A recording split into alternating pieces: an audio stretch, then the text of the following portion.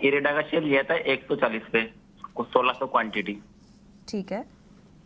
और मेरा टारगेट है चुनाव के बाद, तो क्या अभी रुकना चाहिए या बेचना चाहिए? चुनाव तक आप रुकना चाहते हैं अभी तो, क्योंकि आप मुनाफे में बैठे हुए हैं। हाँ मैडम। ऑलराइट। थोड़ा सा सवाल स्टॉक से जुड़ा हुआ है, उस पर सलाह देंगे ही, लेकिन साथ ही सौरभ, एक जो रणनीति बनाते हैं लोग ट्रिगर्स को ध्यान में रखते हुए, और खास तौर से शॉर्ट टर्म ट्रिगर्स अगर हम कहें, यहाँ पर इन्होंने इलेक्शन का एक ट्रिगर दे रखा है। इस इवेंट को, मेजर इवेंट को ध्यान में रखते हुए इरेडा के अलावा अगर और भी कोई पिक है तो सबसे पहले आप वो बता दीजिए, और इतने शॉर्ट टर्म के लिए रणनीति बनाने के क्या डूज एंड डोंट्स होते हैं, क्योंकि हम शेयर बाजार सबका अधिकार एक शो कर रहे हैं जहाँ पे न सिर्फ हम स्टॉक से जुड़े सवाल लेते हैं, बल्कि लोगों की इक्विटी में भागीदारी बढ़ाने की भी हमारी कोशिश होती है। तो ये सब जो समझाइश है वो बहुत ज़रूरी होती है उस लिहाज से भी।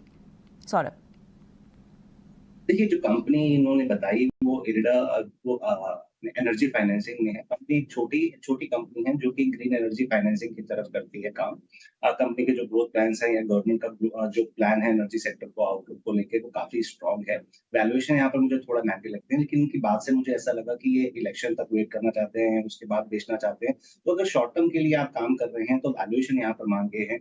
₹140 पे आपने दिया है, तकरीबन आपको तकरीबन 20% मुनाफा आ रहा है, तो मेरी सलाह रहेगी यहाँ पर आप कुछ मुनाफा ज़रूर बाँध सकते हैं।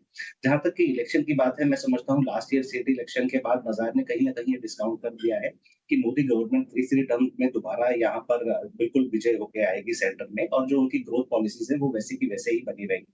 इसीलिए अगर आप देखें कैपिटल गुड्स, इंफ्रास्ट्रक्चर और जितने भी डोमेस्टिक जहाँ पर पैसा जा रहा है, गवर्नमेंट का पैसा जा रहा है, यहाँ पर जहाँ पर कैपेक्स की उम्मीद है, वहाँ पर हम देख रहे हैं कि स्ट्रेंथ टू स्ट्रेंथ चली रही है।